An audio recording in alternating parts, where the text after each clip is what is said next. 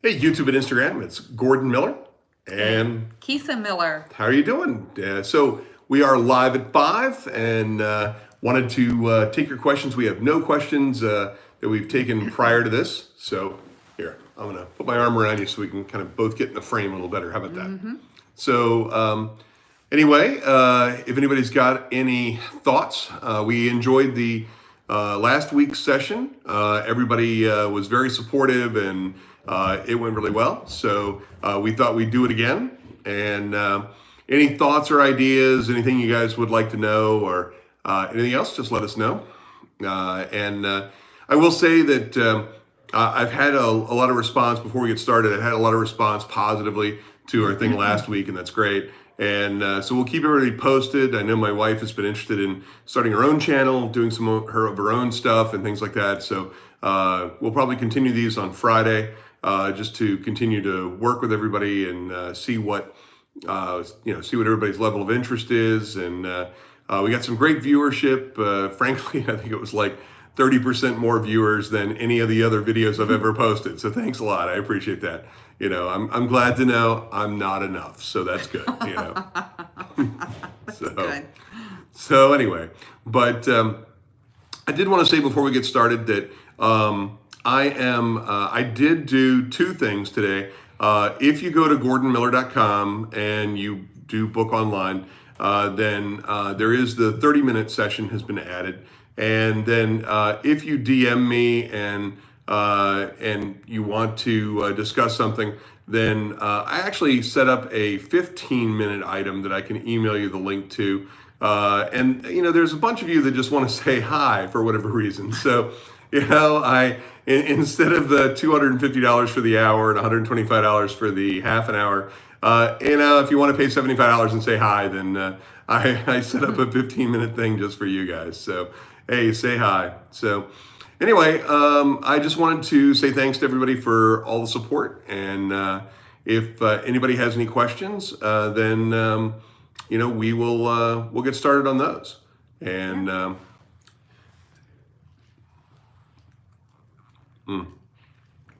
cheers. It's happy hour. Yeah, So happy hour. Yep. 5 o'clock. That's it. It's 5 o'clock somewhere. Right. And right now it happens to be 5 o'clock right here. But so we covered a lot of the questions last Friday, and the video was posted on Instagram live and also on YouTube in the actual video section. So we covered a great deal of questions like how we met and, you know, what a wonderful person I am to live with and things like that. So great to see you guys. Thanks. I appreciate it. Yeah. Yep. Thanks for the comment. And so, you know, we because a lot of the work that I'm doing on right now, it's actually 4 books altogether. I've got, I've been working on the book that I've sort of internally been referring to as From the Boardroom to the Bedroom, which is both business and relationship advice and how important relationships are in business success. I know I didn't achieve even a fraction of the success until we met. And so that's been an important part of our success together. And I mean it in terms of our success. I mean, if it wasn't for the two of us working together as a team the last 22 years and, you know, raising, you know, our 3 amazing kids, then, you know, would never have gotten, gotten to this point. So, Yeah, truly. but so how are we spending our time during the lockdown? So, so I don't know. I mean, you know, the day is actually pretty normal. You know, we spend most of our weekends going grocery shopping and running errands and things like that, and then I work most of the rest of the time. And since I've been working at home for the last year or so, and you know, it's really not a whole lot different than it normally is. Although, you know, I sometimes have business lunches or go out and run errands or things like that. I'm doing a lot less of that, but you know, pretty much it's the same other than that. Yeah. Yeah, the kids are doing their thing and we're all trying to find our little niche in the house. So it's a little trying getting things done, but we find ways to get around everything and it works. Yeah, exactly. So, honey, we have one question that says, do you think having a good family and support system is important for success? And yeah, I mean, Yeah. I've said that before. I think we covered it some in the broadcast last week, but for sure. I mean, when we met, I mean, I was making about 300,000 a year, and I mean, I had a bed that I was sleeping in and a sofa, and that was about it. Mattress. And mattress was actually on the floor. Thanks, babe. So, but anyway, so it really wasn't until we met, and then we decided that we were going to remain together and that we were going to start a family and things like that. It really wasn't until then that really things kicked into high gear, and that's when having a good support system and having a stable environment to come home to, and knowing that I didn't have to worry about, it's not even just a matter of, what's going to be for dinner or what's the, where's my laundry or anything else like that. It was just the reality of the stability of knowing that everything that supported us as a team was really taken care of. I mean, I could really focus on business. It was amazing. And we went from 300,000 to 500,000, and then 800 or 900,000, then 1,200,000, 1,500,000, 1,800,000, 2,300,000, 2,500,000, 2,800,000, just kept going. And so it was great. It was one of those things that we really, really enjoyed. So it's important to have the right support system. So how do you find, it's hard to find the right partner. Any tips on finding the right partner? So, I don't know. I think it's easier these days with Match.com and Mingle and Tinder. Yeah, Tinder. There you go. I think it's easier to you have to find out first what you're looking for in a mate and what's important to you. Children, religion, politics. That's the base, the foundation. So you have to figure out what that is and find that person. I think it's about being compatible for sure. I mean, you have to find the right person that you're compatible with, and I think that's a huge step in the right direction for sure. Yeah, I agree with that. And somebody asks, why do I feel so unproductive during the lockdown? Well, it's easy to just sit at home in your pajamas and not really get much done. So, I'm sure that that's a common feeling that a lot of people have in terms of, whether or not they're productive or not. So, yeah, I mean, I don't know. I mean, I think I think that it's a great time to get stuff done. If you, are so inclined, I think everybody should be spending the time doing something. Yeah. So. Yeah. I think, it's easy to fall into that in this quarantine, but I think we have to realize that it won't be forever, and make the best of it, and don't be so hard on yourself. Yeah, exactly. I mean, I think that's it seems to be a phenomenon these days where people are pretty hard on themselves, and I think that cut yourself some slack. I think you guys are doing a lot better than you think you are. So yeah, it's tough for everybody. Yeah. So any other thoughts or questions? Let's see if there's something over here on YouTube. What's the most underappreciated trait about your wife that you feel you don't give enough credit for? Oh, wow. I would say that I think my wife is super tenacious. I mean, I think she's like a dog with a bone sometimes. You just, she'll just continue to go after something and go after it until she gets it done. And, sometimes it's hard to, when she's like working through something or working to overcome something or things like that, it's like, I hate to see you struggle here. Let me help. And then, I learned that was the wrong answer. So, for sure not, I mean, and it's, it's not that she enjoys the struggle. It's just the fact that she's willing to stick at something and work through something and things like that. And that's, I think that translates into, part of, what's so great about our relationship. I mean, it hasn't been a lot of hard work. It's actually been fairly easy to be married, but, I think that relationships are work. And I think people need to be willing to put the work in. And, most relationships don't survive because people are just either afraid to put the work in, aren't interested in putting the work in, don't think it's worth it, or whatever. But it's never been the case. I think that, but really, sticking to it and then just working through it and things like that has been a huge benefit. So And I think if you love and respect one another, it's rather easy. yeah, It doesn't mean that you won't ever have arguments or problems, but it's easier to see those through and work through them when you love and respect each other. that's right. So we have a question, Hun, from Instagram, and the question is, what have we done, or how do we deal with protecting our kids from harmful things online?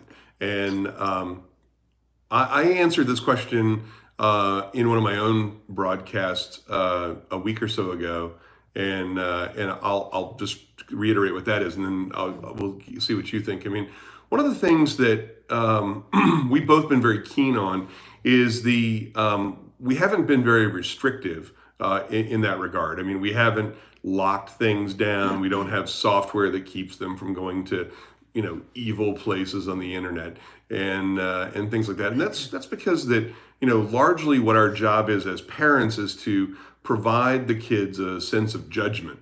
And then you kind of have to develop your own system to regulate, your own behavior and your own activities. And I find that kids that are in very oppressive environments, parents that overregulate their activities and try to over prescribe what's supposed to go on in their lives, that those kids, when they hit college and try to regulate that for the first time on their own, do a very poor job of that. And we never wanted to do that. So, we don't use any software to, keep the kids off of anything. We don't lock out the time so that they're, sneaking access to something in their rooms at midnight or something like that. That's something that is out there in the world, and we can't shelter them from that forever. And the goal is to kind of give them a sense of judgment in order to be able to make sure that they make good choices for themselves. And the kids have done a good job, I think, of regulating their access to things they know they're not supposed to. We try to provide them a decent value system, and we allow them to make choices for themselves, and choices have consequences. And if it affects their schoolwork, or if it affects their social life, or it affects everything, some other aspect, then we'd probably step in and make some adjustments to that. But so far, we haven't proactively preempted them from that, because I think it cuts them off from making decent choices on their own. Yeah, I agree with that. We've always been on the same page about that, Yeah. and I think that we trust them. We've raised them, and we've always trusted them. They've been great kids. And does that mean they don't go to places on the internet that they shouldn't? Yeah, they probably do. But they've been good kids, and they haven't gotten into trouble with anything. So it's worked.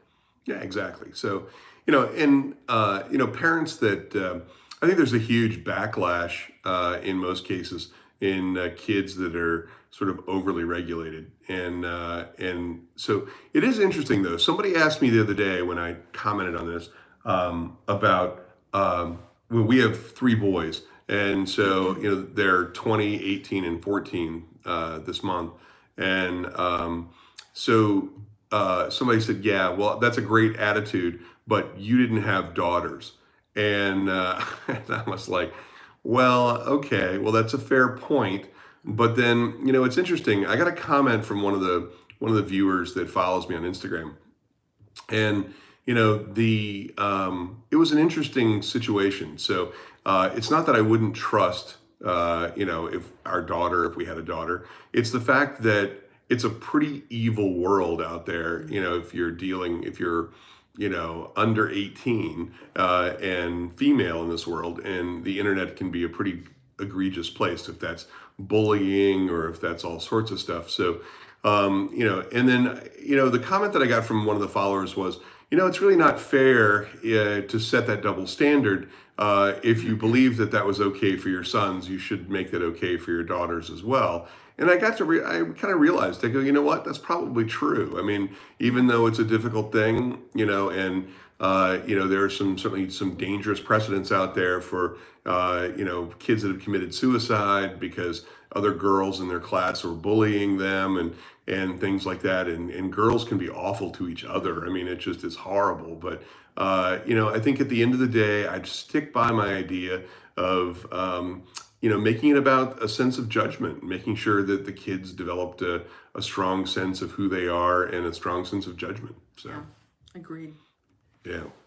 So, I mean, you know how bad it is, growing up when girls were, mean to you and Yeah. things like that. So, Yeah, I was bullied. yeah, And it's not fun. yeah, But yeah, again, a lot of that's part of life. yeah, that's true. All right, let's see.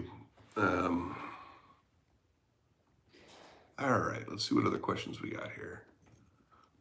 Any good reads that you recommend? I don't know. So in terms of books, I have a list of 40 books that I think everybody should read that's out there. So you can certainly take a look at that on my YouTube channel. So were the two of you frequent restaurant diners prior to COVID? If so, how do you see personal dining habits changing in several years from now? So yeah, I think that I'm probably more in need of medical attention on this subject than my wife, but because I mean I routinely had not dinners, but lunch meetings and business meetings and things like that I would do over lunch and things like that, and we would have date night on Fridays and things like that. So I miss it. I mean, I honestly didn't realize how bad I missed it until we couldn't go out to dinner anymore. But we've tried to maintain bringing stuff in and supporting our local restaurants, but it's been tough. I mean, it's a kind of a different experience. But given the situation out there and how it's going to look opening up restaurants, I'm not really interested in that. And I would rather bring stuff in, and as much as I'd like to get out, I'm not ready for that experience yet. It's not the experience I'm looking for yet. Yeah, no, I agree with that. I mean, I think that the idea of wearing masks and gloves to a restaurant in order to be able to eat dinner, I'm not sure how you're supposed to shove a pastrami sandwich through your mask, but it is what it is. All right, let's see if I can grab the comments from YouTube here. Oh, that's all right. We got all those. Good. So, all right. Let's see. Any other thoughts?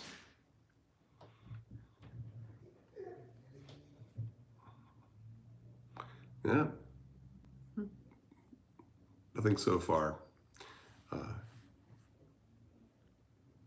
Thank you very much for the comment. Beautiful couple. Appreciate that. Oh, thank you. You want to go let the dogs out? All right. Be back in a second here. The dogs are driving me nuts.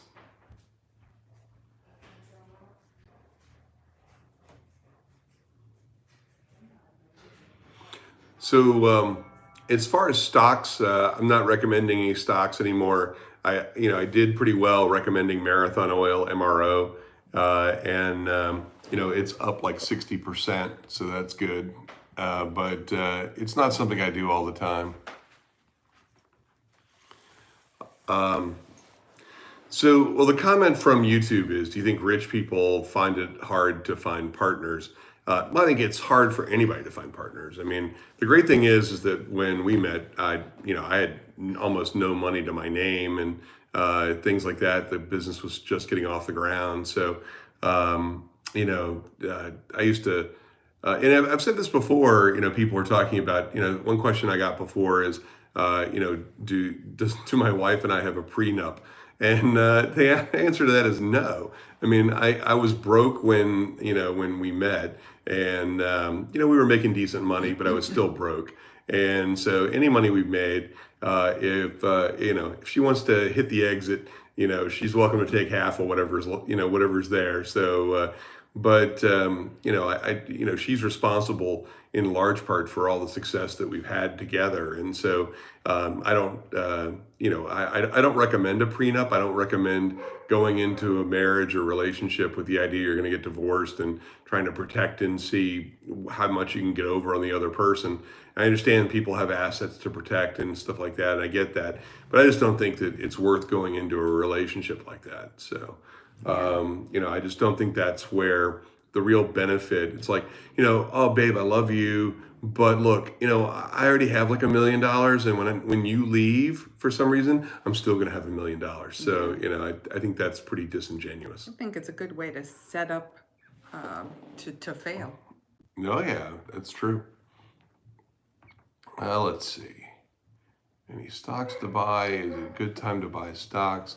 Pharma stocks to buy? Yeah, and again, I'm not in a stock picking kind of zone. So, how would the economy be hit by? How would the economy be hit by the COVID crisis? Well, I mean, we've seen the economy overall and how it's been hit so far. Let's see here. Oops.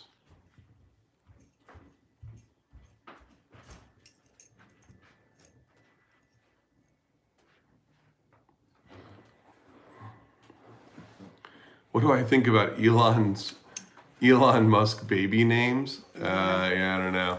I didn't see that. Did you see something about Elon Musk's baby names? It's a bunch of letters and A12 or something like that. Yeah.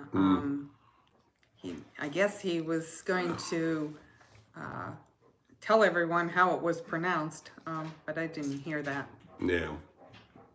Well, so Elon Musk, they started out with the Roadster, but the Type S came out, then the Type X, and then they tried to make the Type 3 was originally supposed to be the Type E, but Mercedes sued them, so it ended up being a 3 instead of an E because he wanted the models to spell out sex.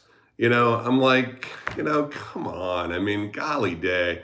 I mean, I get that. Now, I understand the next version is going to be called the Model Y because now it wants to be called sexy. But, I just like, Elon, come on, man. I mean, whatever drugs you're doing, it's time to dial it back a little bit. I just think that's ridiculous. So, let's see. Do you have any thoughts on the nightclub industry after COVID? It's been full-time DJs. I've been a full-time DJ for the last 15 years, and I'm wondering if I should start looking for another career.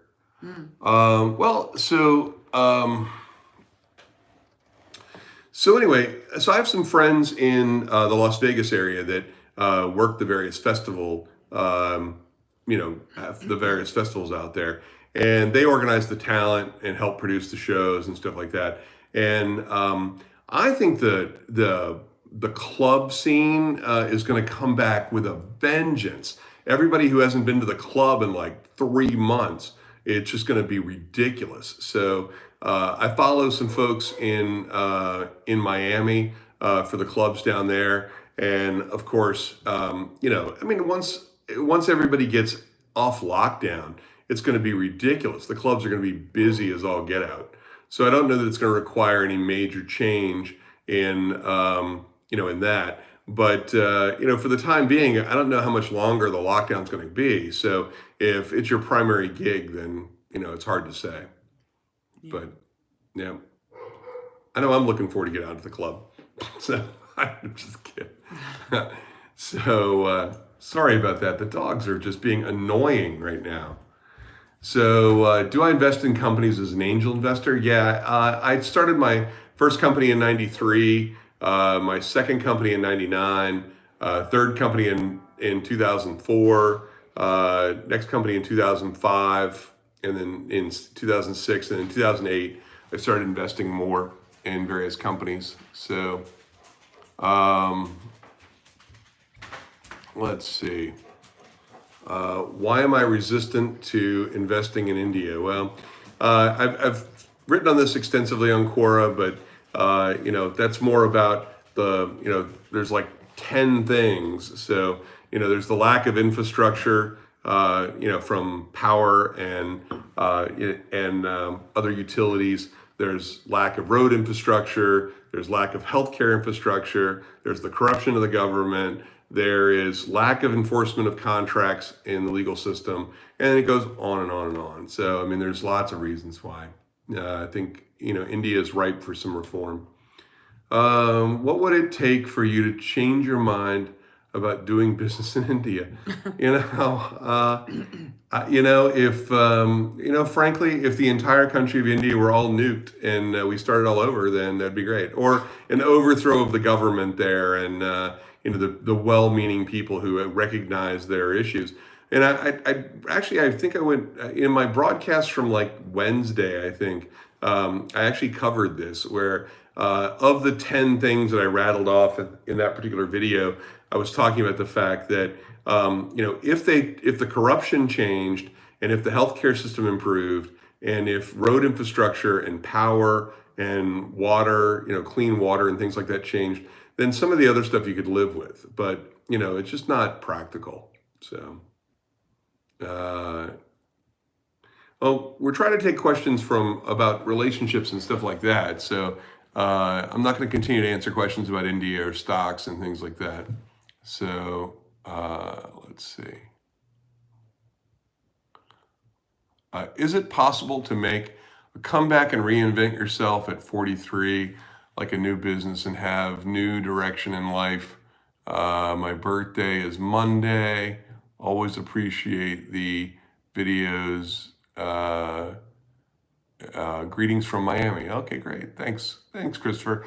Well, first of all, happy birthday. Happy birthday. Yep. And it's always possible to reinvent yourself. It's never too late. Yeah. Yep. So, question on YouTube is, what are our favorite movies? Do you have any favorites? I mean, I guess there's a lot, depending on, what they are. And I mean, we like a variety of movies. Titanic was the one we... That's right. One of the first, right? We saw that's right. Together when we first met. And I like that one still. We've seen a lot of really great romantic comedies. Yeah, I mean, I think what that's are some of the ones we just watched? I don't know. We liked The Joker. We watched that, and not a romantic comedy, by the way. No, in 1917 we watched that. That was good.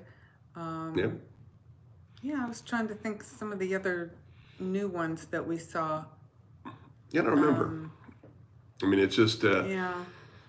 I mean, we the difficult part is that we subscribe to practically every service there is, yet there seems to never be anything on. And so I'm not sure how in the world that happens. I mean, being subscribed to a dozen services, and yet the actual movie you want to watch is never available on one of those services. So it's annoying.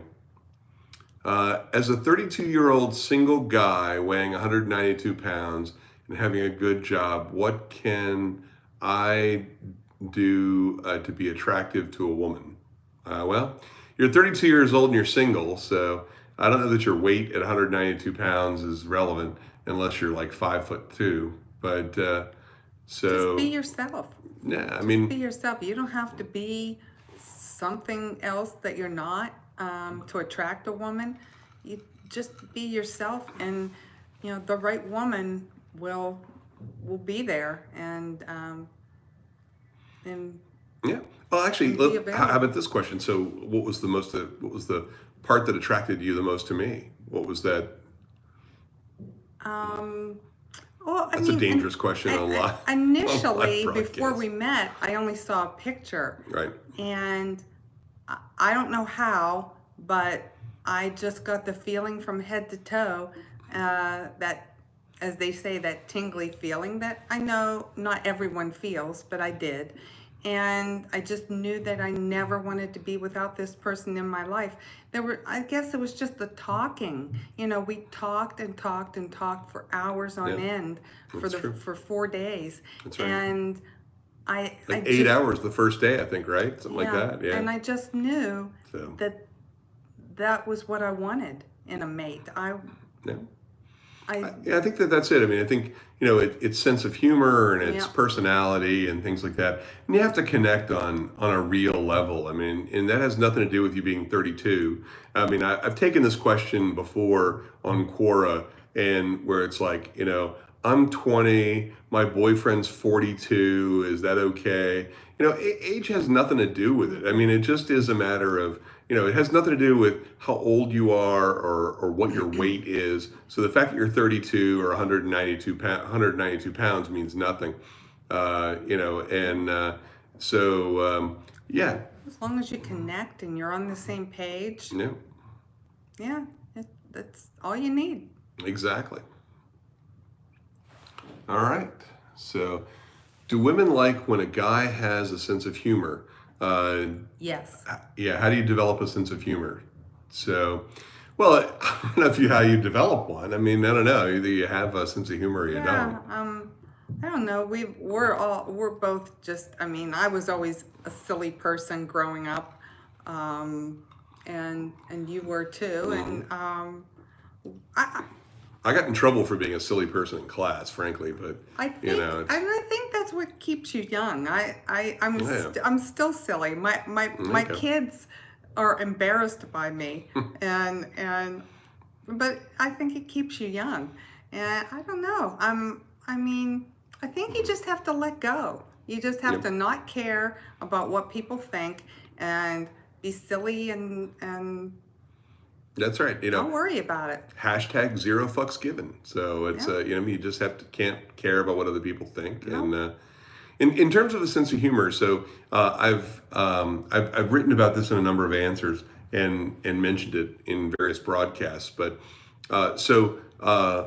physically, and chemically, what happens in your brain is that when you make somebody laugh, the oxytocin, which is released in your brain, is very similar to the same kind of biochemical rush you get in your brain of oxytocin during orgasm for sex.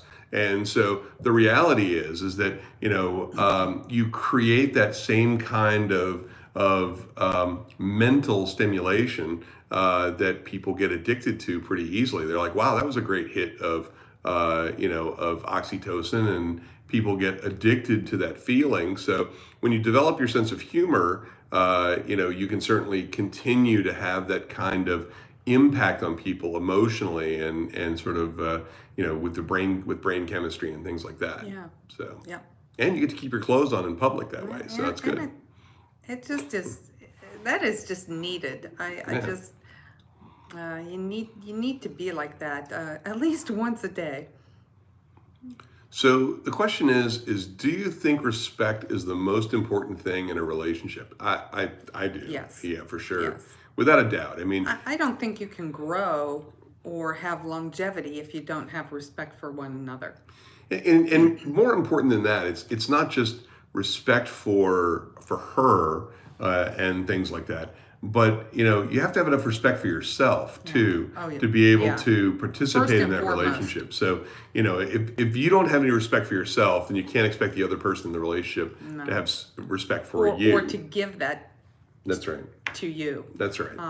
Yeah. Yeah. You have to respect yourself enough to demand respect from somebody else. Yeah. Yes. And I think that's true. Yeah, for sure. Most definitely. No. Awesome. Let's see here. What other questions do we have?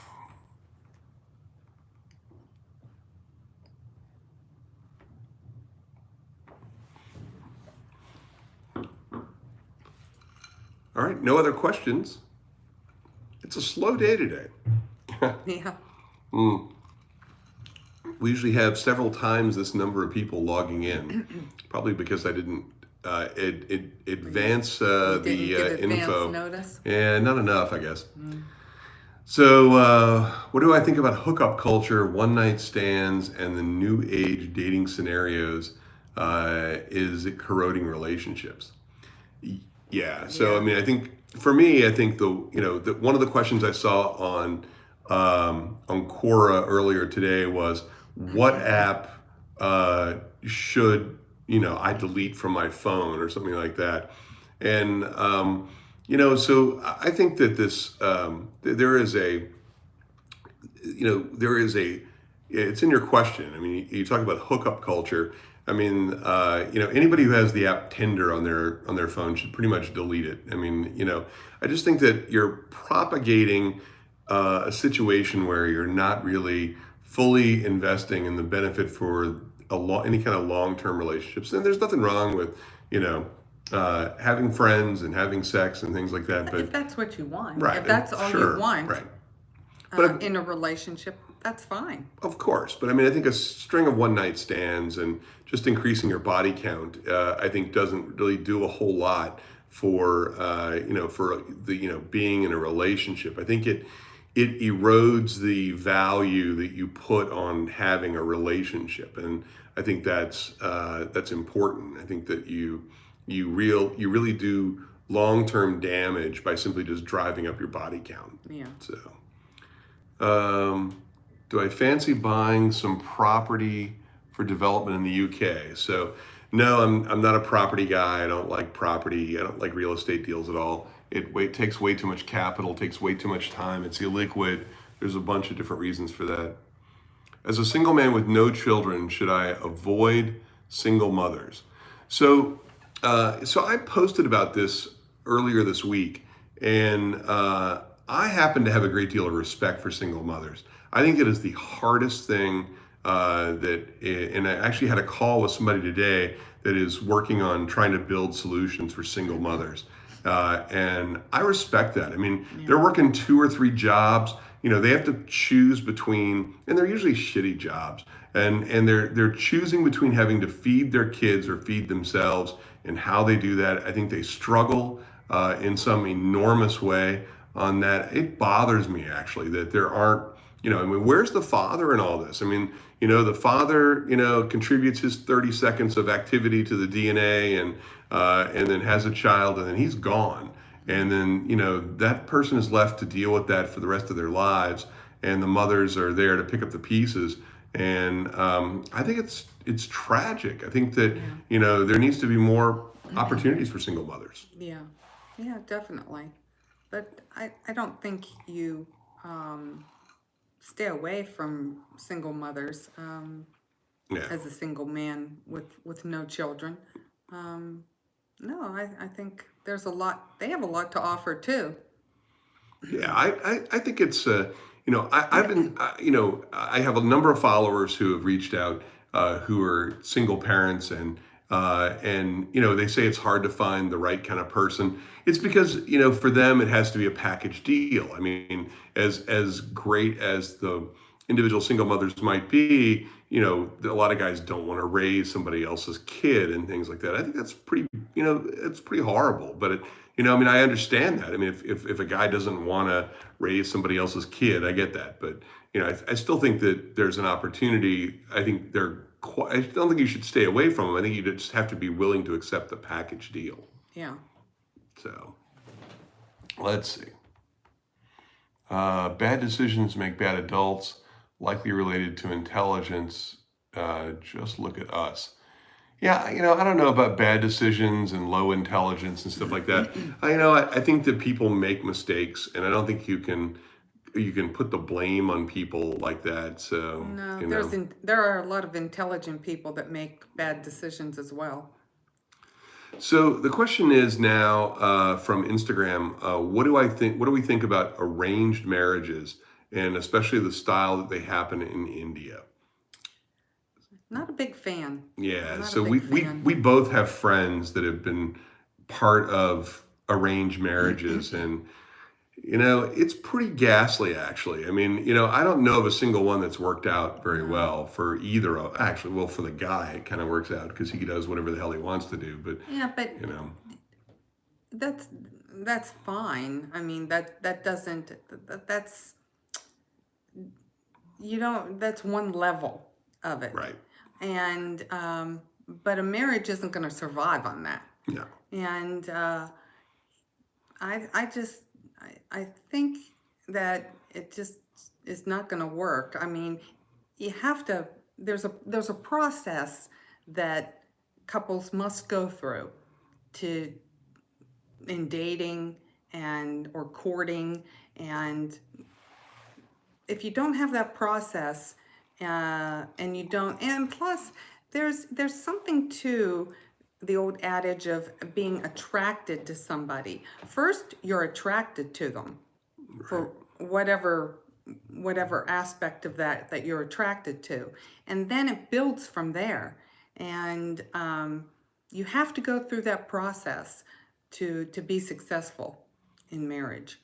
Yeah, I agree. I think that there are so many dimensions to to a relationship. And in fact, we took the Jordan Peterson 5 dimension test, and our scores were nearly identical except for agreeableness, which I'm a highly disagreeable motherfucker. So, so thankfully my wife is high in agreeableness. So it worked out all right. And but we were so compatible in all the other areas. Low in neuroticism, high in extroversion. I'm a little higher in openness, which is creativity. She is high, but not as high as I am, which is okay. I mean, and it's just it was nice to get the kind of confirmation that we are so compatible on so many different levels, and I think that that's really what drives a lot of those opportunities. So, Yeah. yeah. Let's go over here to Instagram and see what, or to YouTube and see what they got here. So, oh, this is a good one. Let's see. Would you rather be constantly itchy or constantly sticky? No, yeah, people say you should not tell each other everything during the initial days of the relationship. Do we agree with that? Yeah, I mean, yeah, I don't think everything you have to, in the first, week, you have to, Yeah, save something for the second and third date. I mean, well, I don't think you have to, things happen, just let things happen naturally.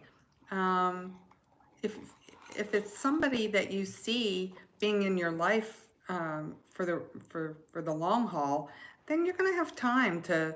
Yeah, I think there's important things that need to come out. Like, I felt that, when I first met him, uh, I don't know if I told you before we met physically that I had an eye disease right. and I was losing my sight, but I felt that that's important because I wanted him to be able to walk away before I had anything invested. Yeah. So I think there are important things. You told me before. Yeah, So, I think yeah. that there are some things that need to come out early on, as that that people can, if they choose to walk away, that's okay, and that is okay, because that's not the person that you want anyway, in your life, if they can't handle something like that. So Yeah, I agree. I think I forget what was it, Netflix or Prime Video or whatever, that had the Too Hot to Handle, or Too Hot to something, Yeah. Too Hot to Handle show, which I binge watched.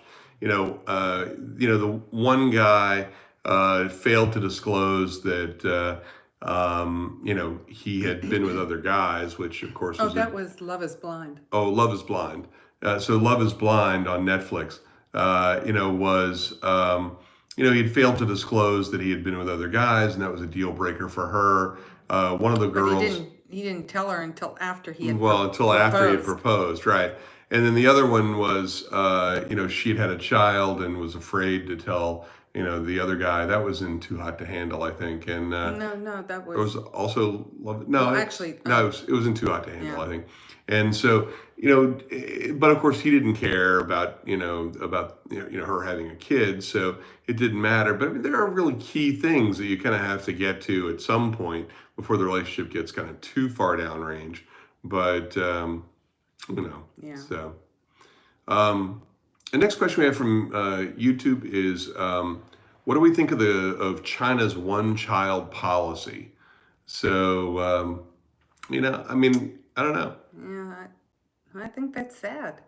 Yeah, I I mean, we have three kids. I was an only child, and she is one of two. She's the oldest of two. well, my mother was an only child, Yeah, and her mother was an only my child. Yeah. mother, and she hates being an only child. Oh, it was horrible. I I used to get board games for Christmas and my birthday. But it has it used to say literally 2 to 4 players on the outside of the board game. And I'm like, what the fuck? I mean, it's like, this is like child abuse. I mean, these days I'd get a guardian ad litem and a lawyer and I'd take my parents to court. But, it's, but no, I mean, it's funny too, because we talked about this before. We have 3 kids, and because I was an only child and I wanted 2, and she was one of 2 and she wanted 3. So we kind of got to the point where we're like, all right, well, that's fine. We'll have 3. So, and we love our 3 kids. I think 3 is the perfect number. It's when you go from 2 to 3 kids, you have to go from man to man to zone. But other than that, you're all right. So, all right, let's see here. Let's see what the other question was here.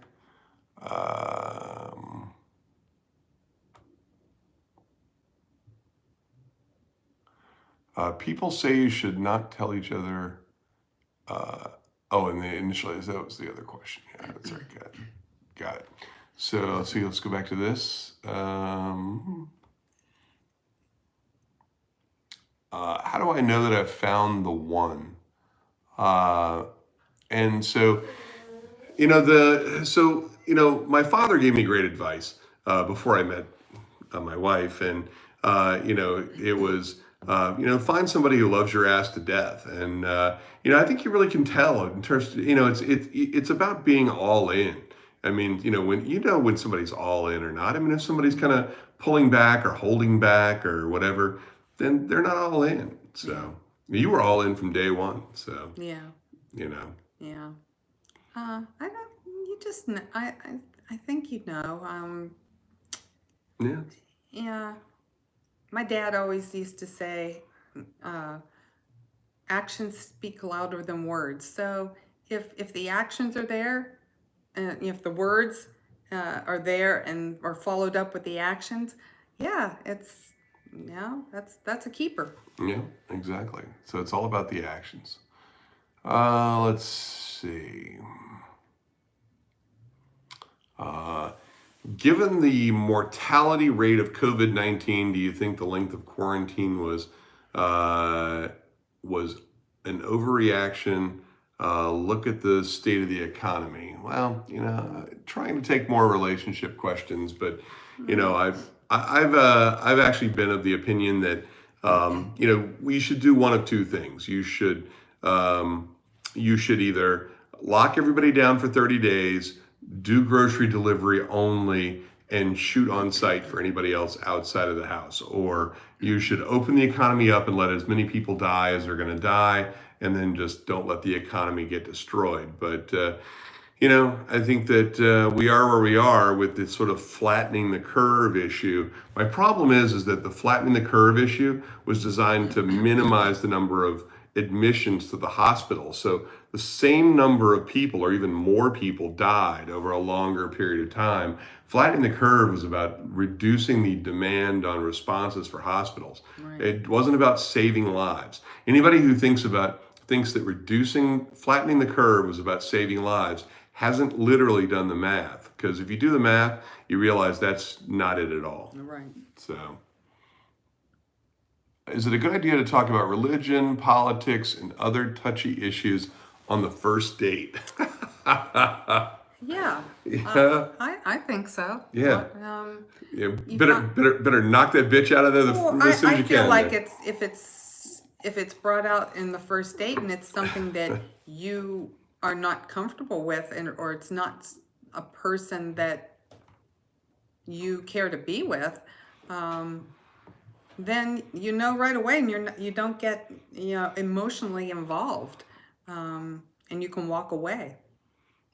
Yeah, I completely agree with you. I mean, in terms of religion, I was Episcopalian when we met. She was Catholic. Episcopalians are like Catholic light. As long as you go to church on Christmas, Easter, and one other day, you're set. You don't have to go to church any other time. Catholics, they kind of like you to go to church every week. So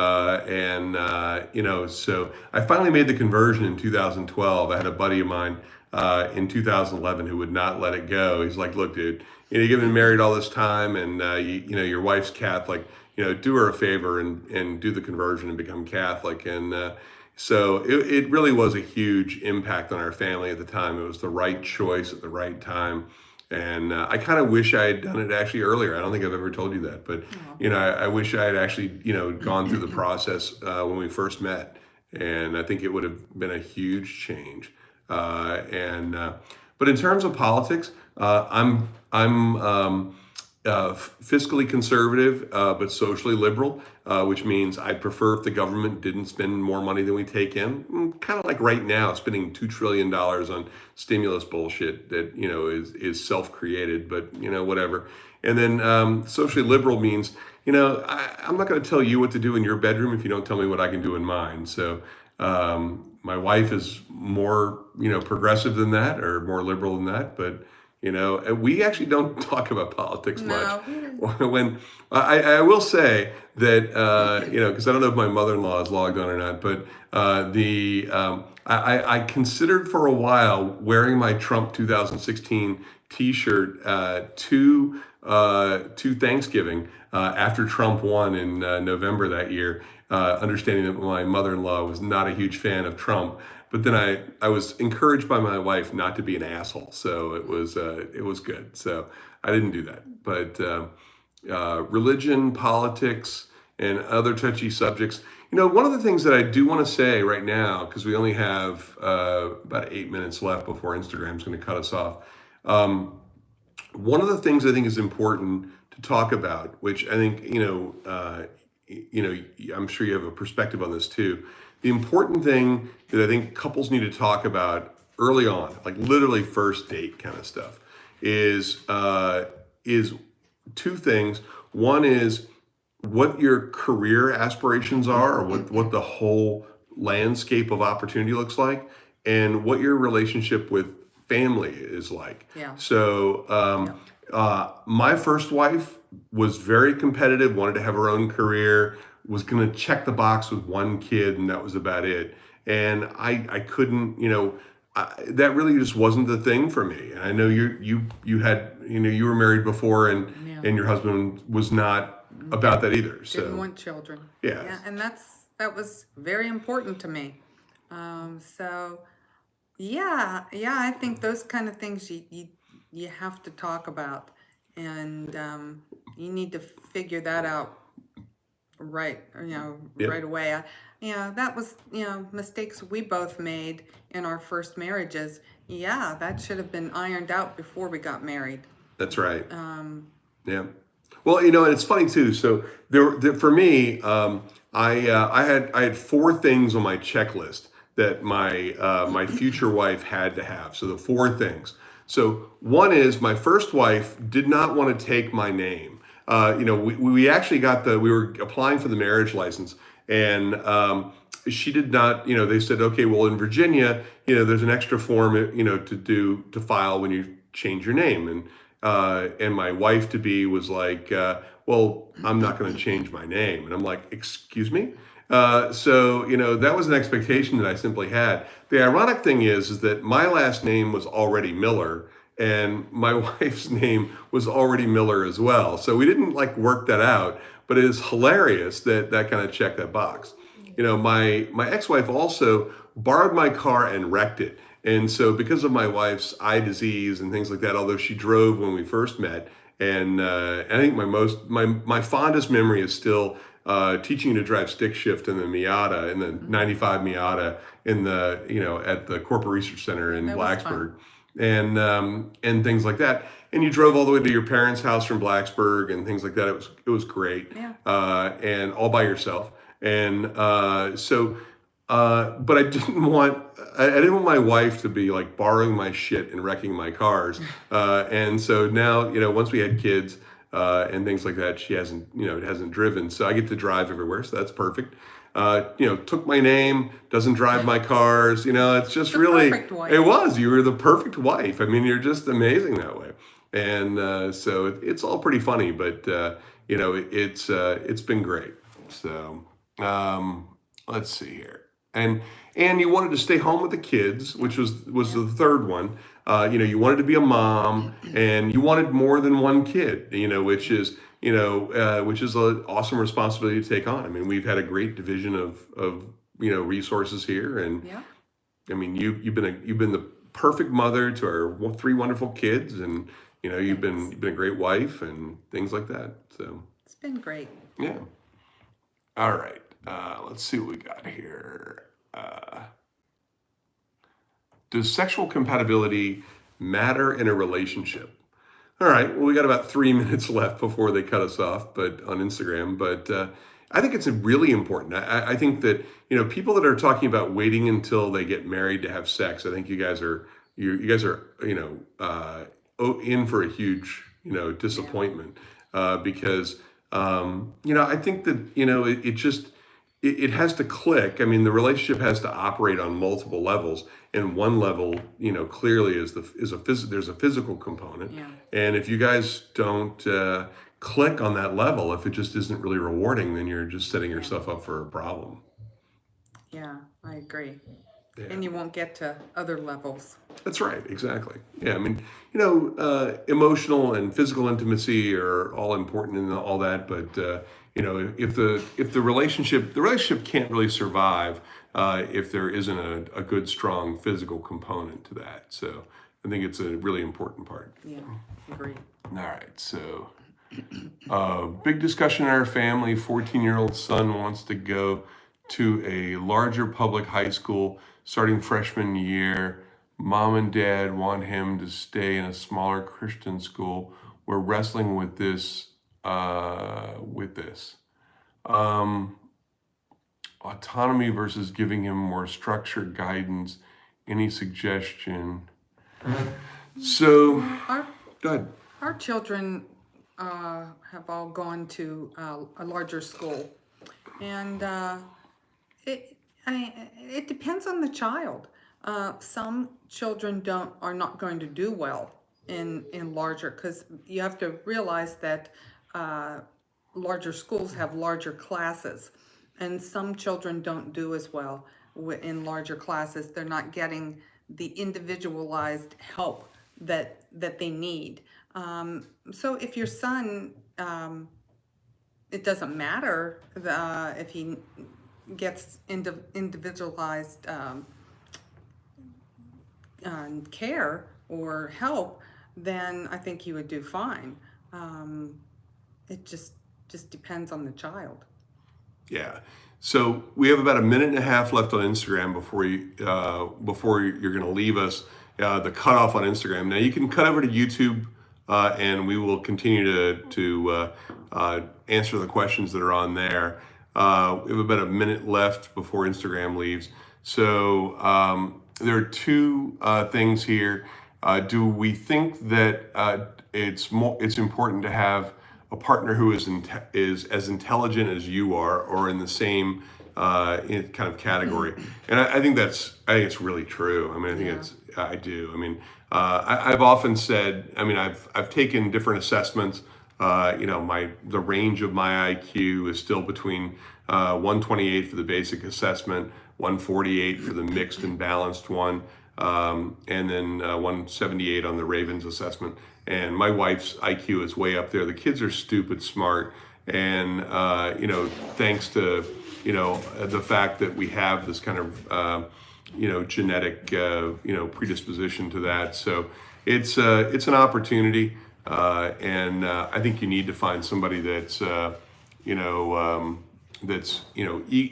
intelligent, you're equal in terms of intelligence, Yeah. though. Yeah. Agreed. So I get criticism from somebody that says, "Stop talking about your first wife in front of your current wife." So, Oh, I don't yeah, mind. all right. I Well, don't mind. That's part of who you are. yeah. Thanks for Yeah. the feedback, though. Oh, All right. Enough of Instagram. So let me move this back over here. And all right. So let's get some more questions here on YouTube. We had a few more questions come in.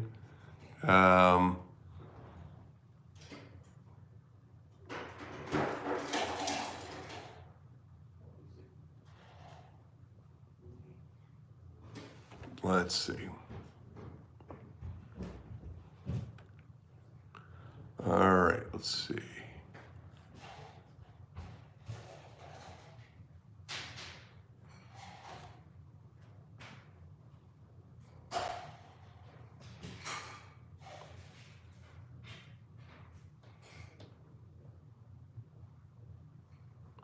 It says, hi both. I do web design on the side. I've been reading books a lot about accessibility. I wonder, good Lord.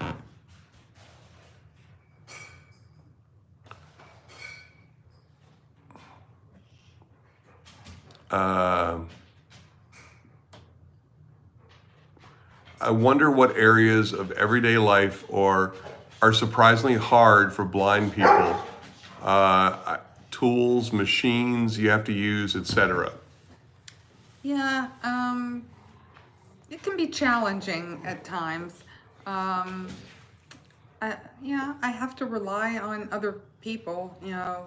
My husband, my kids, to show me things. As long as I can figure out where buttons are, where I need to push, I'm fine. I just don't change it on me, and I'm fine.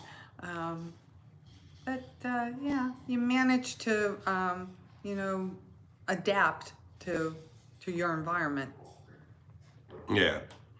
No, I think it's the important thing about it really is the fact that everything that we have is in a specific place, and if I mistakenly move something, then she doesn't realize that it's not where it's supposed to be, and so if I leave something like in the walkway or in the middle of something, then she doesn't realize it's there. And then, so I mean, everything has a place, and it's about keeping everything in its place, and it's about the process and things like that, for sure.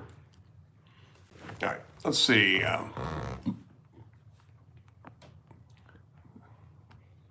Let's see. Hey guys, you're doing well. Soon I will be on board a ship as a trainee for 9 months or more for the first time. What skills can I learn? What books can I read? Keep up with general knowledge. Well, I would, I have 2 videos on my YouTube channel that talk about the various books you should read for business and financial success. So I recommend those. But hello to both. What are some marriage book recommendations for better communication and goal setting as a couple? I don't know. I mean, have we read any books? Well, the ones I've read are ones that I've gotten through the church, the Catholic Church, and I don't recall the titles of them, but they were good. I still have them, and I can get back to you on that. But yeah, I've gotten some good books through the church about relationships. Yeah. Yeah, no, I think that they have some good resources. So one of the questions is should you kick your kids out of the house at age 18? So go ahead, babe. Well, it would be great if you could, but yeah, it doesn't happen that easily. They along comes a coronavirus, and There you go. boom, they're all back. They're all back. Well, our middle one is turning, is turning 18 here in a couple weeks. So, and our oldest one is 20, is here, back here because school is closed and things like that. So, a little different kind of situation. So, I know that when I turned 18 and I went to college, I left and, literally it was, don't let the screen door hit you in the ass on the way out. And, I never came back. And so for me, it's been an important part of the process. I mean, it's not that I didn't think I could ever come back if I needed to. It's the fact that I knew that the expectation was that I didn't. And I continued to work towards that. And that was the expectation. So. I think that helps them grow as people, to be out on their own when, the sooner the better. It's about problem solving and stuff like that too. It's about making sure that you you give them the opportunity to solve that problem. It's like, man, I have to pay rent. Yeah, you do. Yeah. As welcome to the world of adulthood. You have to pay rent. I'm all about letting kids figure that out. Otherwise, they're never going to learn these lessons. That's right. And they'll be living at home forever.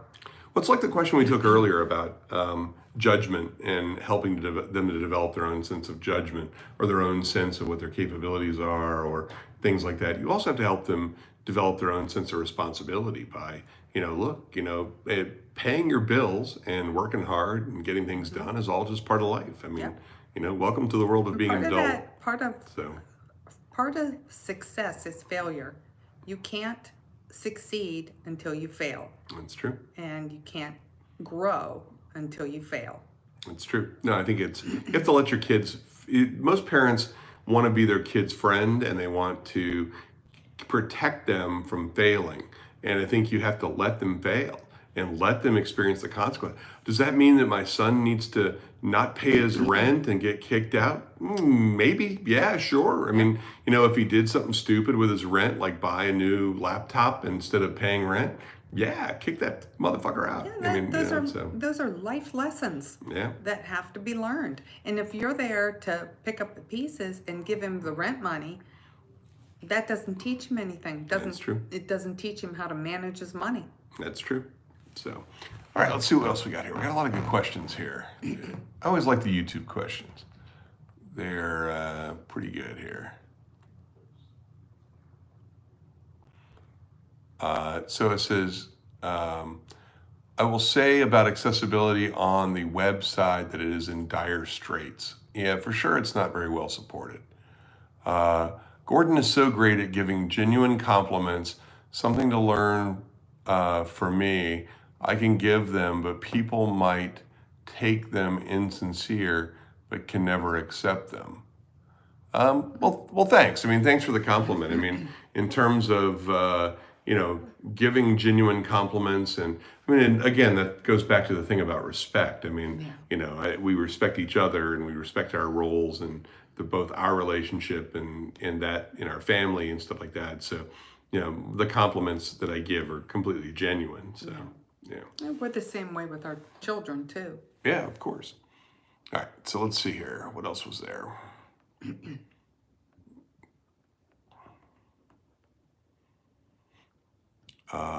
What do you think about leagues? Should I stick to women in my league in terms of looks or money? I don't know what that means. Go ahead. Yeah, well, I got news for you. Nobody is out of your league. And in fact, at least if you're a guy, so first of all, the thing that strikes me the most based on the data that I've seen is that, an enormous number of people in the 18 to 29 category, especially women in 18 to 29, are super high in neuroticism, meaning that they care what you think about them. And so I think that people care way too much in this generation about what you think about them. Yeah. And I think it's to their own detriment. I'd like to see our numbers are posted on Instagram and things like that. I mean, I think my neuroticism number is like 12, and my wife's is like 18 or something like that, which is super low. And so we care relatively little about what other people think. We certainly. It's ironic though, both of us being low. I don't think it's that we don't care what each other think, but the reality though is that most of the people that you think are out of your league probably are so worried that they're not in anybody's league that they would probably accept your advance if you were, smart about how you structured the opportunity. Right. So Most women are not, don't really think that way. I think if you just be yourself, and most women want somebody who's, kind, and it will make them laugh. And I just think that you need to just go for it and not worry about, just let your walls down and not worry about that. yeah. All right. We have some other good questions here. Let's see what we got here.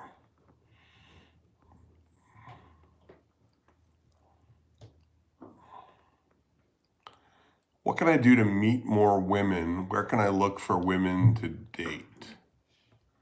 So, and what are we drinking? So, Oh, Cabernet. Yep. I'm drinking vodka.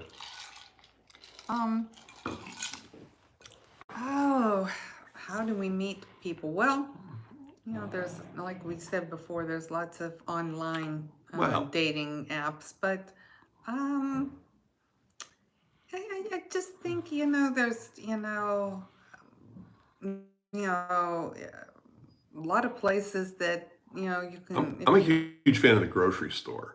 So, and Well, then, they always say that that's a good way if you Right. find a Yeah. single man or a single woman. Yeah. You can always upscale grocery store, go is, up to them and. yeah. There you go. All right, we reconnected. Sorry, we lost connection there for a minute. But we were talking about meeting people in the grocery store and things like that.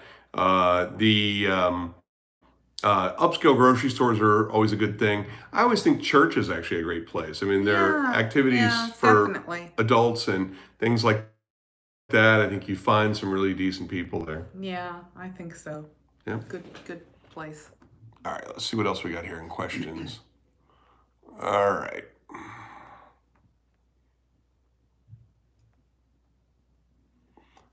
Makes me think about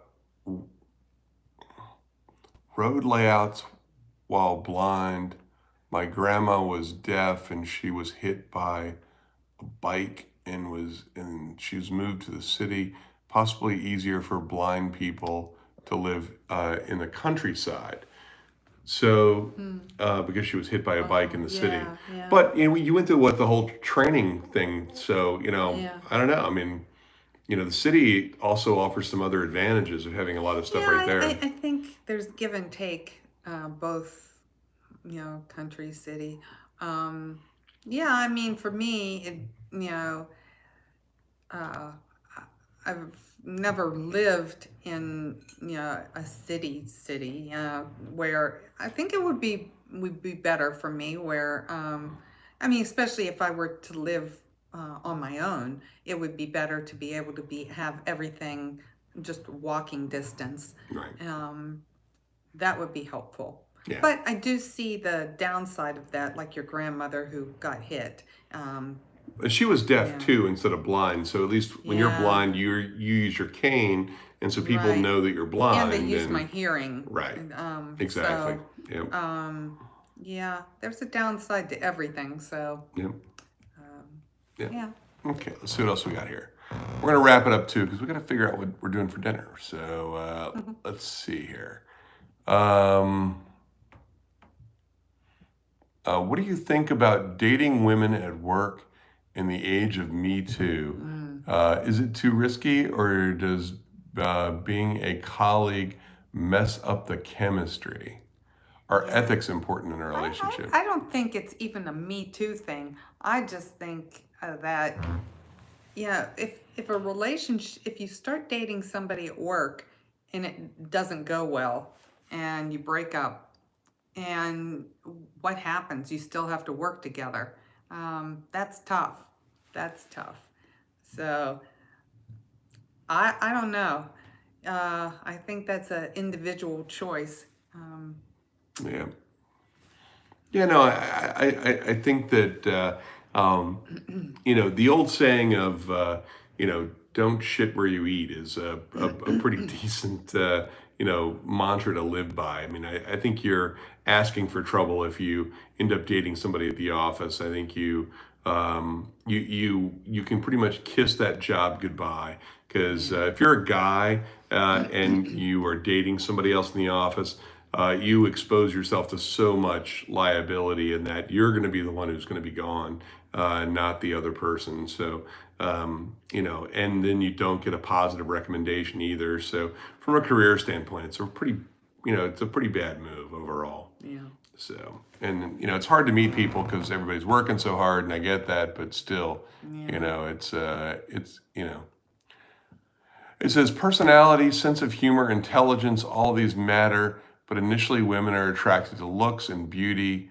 Isn't this the harsh truth? And how do you get around that when you're overweight? So when my wife and I met, I was 33, she was 31, and I was, near my ideal weight at that time, about 195, 6'4" or 6'2", 6'3", 195. So, and I've certainly gained weight over the years.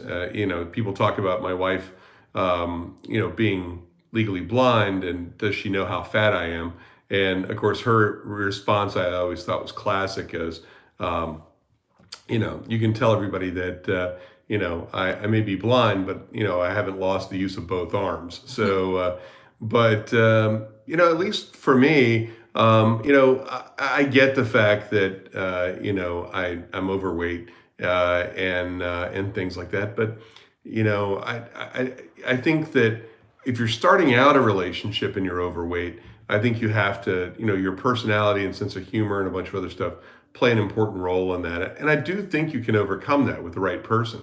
If the other person is only interested in what you look like and they're looking for a six pack, they're not the right person to be with then. Yeah, exactly. Because that's not, in the end, one day, all the beauty's gonna fade away, and you have to have something more than that. And what is inside is what matters. Yeah. That's what you have to find, a person that matters to. Yeah. And they're out there. I completely agree. I mean, I think that,